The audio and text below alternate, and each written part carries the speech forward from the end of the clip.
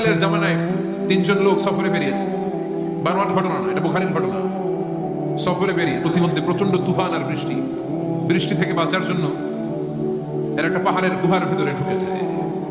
হঠাৎ থান্ডার, বজ্রপাত, বিজলি, মুষলধারে বৃষ্টি। বৃষ্টির পানিতে পিচ্ছিল হয়ে উপর থেকে বিশাল প্রকাণ্ড একটা পাথরের খণ্ড এসে গুহার মুখের মধ্যে আটকে গিয়েছে। যেই গুহার মুখ দিয়ে তারা ঢুকেছে, ওইখানে বিশাল একটা পাথর গড়িয়ে এসে উপর থেকে বলল, অন্ধকার, ভিতরে কোনো আলো নাই, কোনো জনমানব নাই, বাঁচানোর কেউ নাই, কিচ্ছু দেখা যায় না, ঘুটঘুটে অন্ধকার, বাইরে থেকে আলো আর অক্সিজেন যে আসবে ওই সুযোগটাও নাই।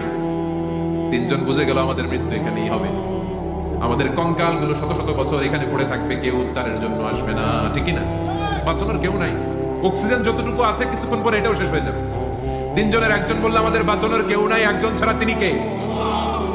আমাদের তিনজনের জীবনের এমন কোন নেক আমল আছে কিনা যেটা দিয়ে আল্লাহর কাছে দোয়া করা যায়? কার জীবনে কি নেক আমল আছে যেই নেক আমলটা দুনিয়ার কোনো মানুষকে দেখানোর জন্য করা হয় নাই, শুধু করা হয়েছে কার জন্য?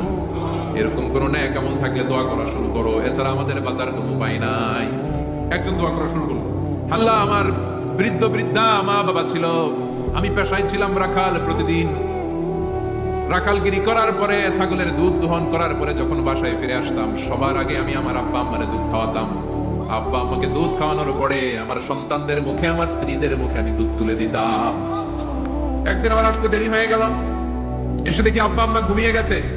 দুধের বাটি নিয়ে আমি আব্বা আম্মার মাথার সামনে দাঁড়িয়ে রইলাম। মনে মনে ভাবলাম, আব্বা আম্মা যখন ঘুম থেকে জাগবে, আব্বা আম্মারে আগে আমি দুধ খাওয়াবো, তারপরে ছেলে মেয়েরে খাওয়াবো, স্ত্রীদেরকে খাওয়াবো। দাঁড়িয়ে রইলাম, আমার ছেলে মেয়েরা এসে আমার কাছে বললো, আব্বা খাবার দাও, আমি দেই নাই। ক্ষুধার জ্বালায়, ক্ষুধার যন্ত্রণায় পাগল পড়া হয়ে আমার কলিজার টুকরা ছেলে মেয়েগুলো আমার পায়ের মধ্যে পড়ে কাঁদতে লাগলো, আব্বা একটু দুধ দাও, ক্ষুধা লেগেছে। ও আল্লাহ, আমি দেই নাই। ফজর পর্যন্ত দাঁড়িয়ে রইলাম। ফজরের সময় যখন আব্বা আম্মা ঘুম থেকে উঠলেন, সবার আগে আব্বা আম্মারে দুধ খাওয়ালাম, তারপরে ছেলে মেয়েদের মুখে তুলে দিলাম। ও আল্লাহ, ও আল্লাহ, ওই দিনে সারা রাতটা আমি দাঁড়িয়ে আব্বা আম্মার জন্য যে দাঁড়িয়েছিলাম, দুনিয়ার কাউরে দেখানোর জন্য নয়, শুধু তোমারে খুশি করার জন্য। ওই রাতের ইবাদতটা যদি তোমার কাছে পছন্দ হয়, বা ফাররিজ আন্না মা নাহনু ফি, আজকে যেই বিপদে আমরা আছি, বিপদ থেকে তুমি বাঁচা। বলার সাথে সাথে 1/3, 1/3 পাথরটা ডান দিকে সরে। সুবহানাল্লাহ পড়বেন না? এবার বাইরে থেকে আলো আসতে শুরু করেছে, অক্সিজেন ঢুকতে শুরু করেছে, তাদের মনের মধ্যে স্বস্তি ফিরে এসেছে। এবার দ্বিতীয় জন দোয়া শুরু করলো, আল্লাহ, আমার এক চাচাতো বোন ছিল, এত সুন্দরী, আমার জীবনে এত সুন্দরী নারী আমি দেখি নাই, এত সুন্দরী নারী। একজন নারীকে যত ভালোবাসতে পারে আমি ঠিক ততটা ভালোবাসতাম আমার এই সুন্দরী কাজিনকে, চাচাতো বোনকে। কিন্তু আমার মনের কথা আমার চাচাতো বোনরা আমি বুঝাতে পারি নাই।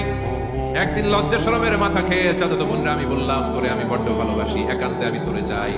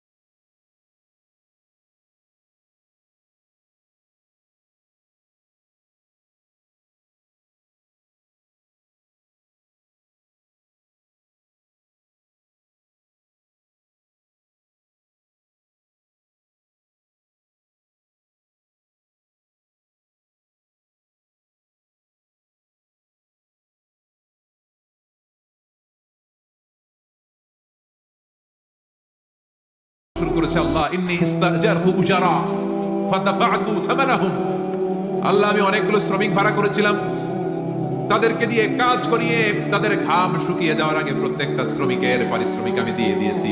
সবগুলো শ্রমিক আমার কাছ থেকে পারিশ্রমিক বুঝে নিয়েছে, একজন ছাড়া। একজন না নিয়ে চলে গেছে, তার টাকা তারে আমি বুঝাই দিতে পারি নাই। তার রেখে যাওয়ার টাকা দিয়ে আমি একটা ছাগল কিনলাম। ওই ছাগল পালতে পালতে বাচ্চা দিল, আরো বাচ্চা দিল, দিতে দিতে বিশাল ছাগলের ডেইরি ফার্ম বানালাম। এক যুগ পরে ওই শ্রমিক এসে বলে, হে আমার মালিক, 12 বছর আগে তোমার কাছে কাজ করেছিলাম, টাকা কিন্তু নেই নাই, টাকা দাও। আমি বললাম, ওই যে বিশাল ছাগলের বড় একটা ডেইরি ফার্ম দেখা যায়, পুরো ডেইরি ফার্ম তোমার, ডেইরি ফার্মটা তুমি নিয়ে যাও। শ্রমিক আমারে বলতে লাগলো, ঠাট্টা করো নাকি? একদিনের পারিশ্রমিক দিয়ে ডেইরি ফার্ম হয় নাকি? যতটুকু টাকা তোমার কাছে আমি 12 বছর আগে পেতাম ততটুকু দিলেই চলবে। তারে আমি বুঝিয়ে বললাম, টাকা দিয়ে ছাগল কিনেছি, ছাগলের ব্যবসা করে ডেয়ারি ফার্ম বানিয়েছি, একটি ফার্মটা আমি করে দিয়ে দিলাম। বলা মাত্র ওই শ্রমিকটা ডেয়ারি ফার্ম নিয়ে চলে গেল।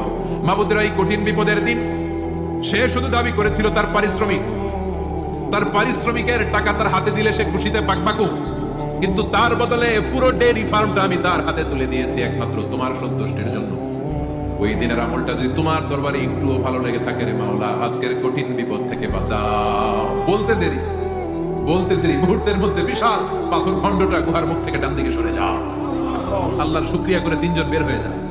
সহিহ বুখারীর বর্ণনা।